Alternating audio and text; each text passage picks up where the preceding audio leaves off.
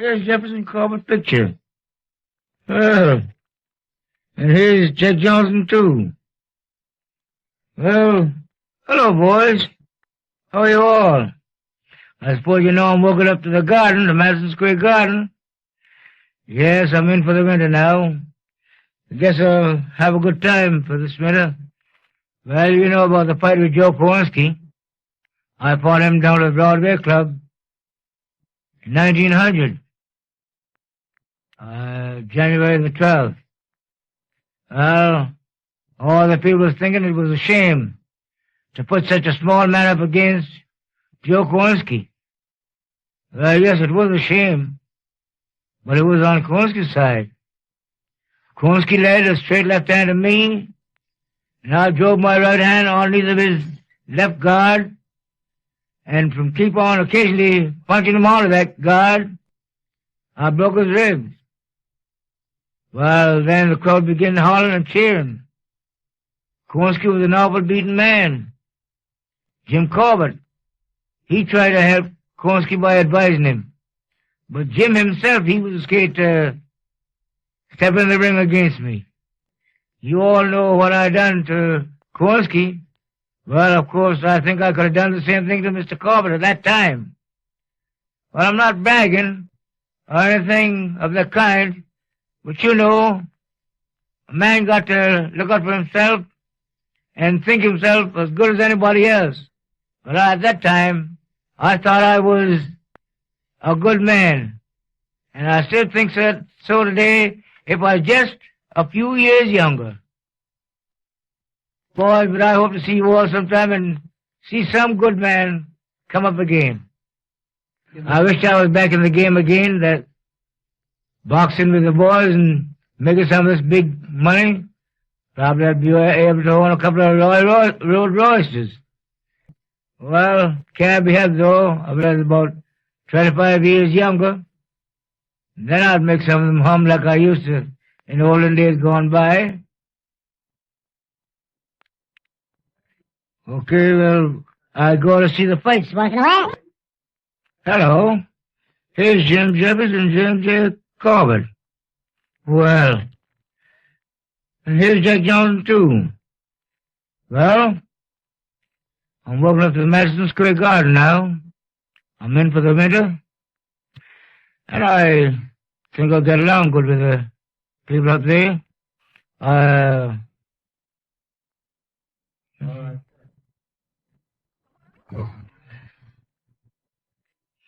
Well, boys, here's Jim Jefferson and Jim Corbett. Well,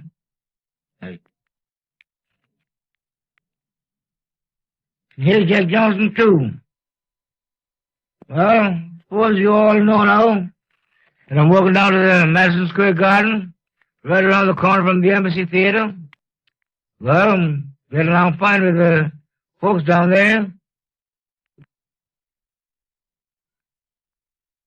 Well, I suppose you all be glad to know that I'm there, in for the winter, out of the cold, getting along pretty good.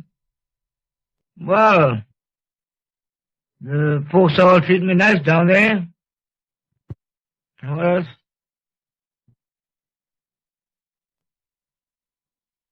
After my day's work is over, I stay around and see the fights, and I get a good kick out of it sometimes. Sometimes the boys box so bad that I get a little disgusted. But that'll be all right. They'll learn sometime. No, and I stay around, look them over. Sometimes I go in the dressing room, talk to some of them. Yes, I get a good kick by going around and seeing the boys, telling them what to do.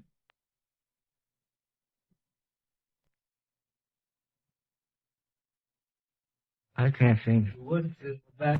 Yes, it's a pleasure to be around with good company sometime and see the boys working out. There's a few of them around town that is all right, but you can't tell them anything because they know more than you do.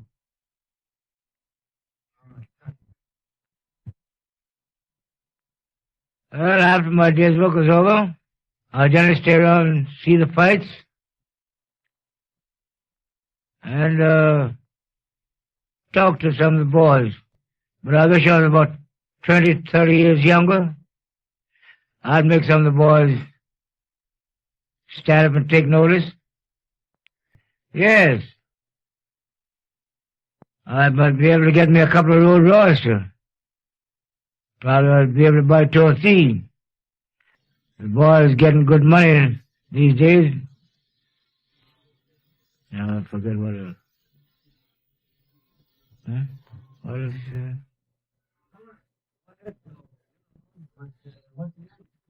Well, oh yeah. What's the use of wishing? That don't make me any younger, and it don't give me no money. Well, but I think everything will turn out all right. I know some of you folks wish I was younger yourself. Because I was pretty good and I was boxing. Now go ahead. Well, they all asked me about the fight between Kid Levine and myself.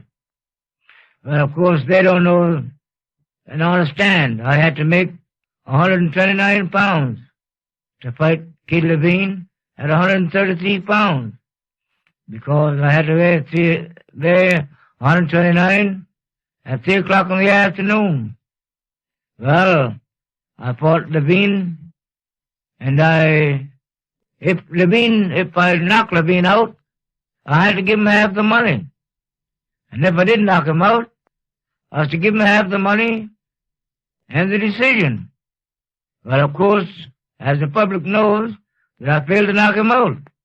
But Levine was a bad beaten man.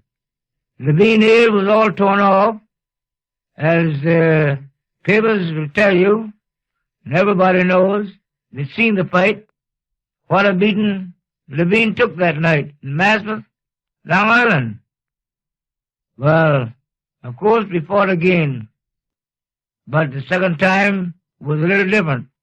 I broke my arm, and I had to give the decision to Levine. Is that all? Start off there, Bill? Okay. Yeah. Go ahead, Bill.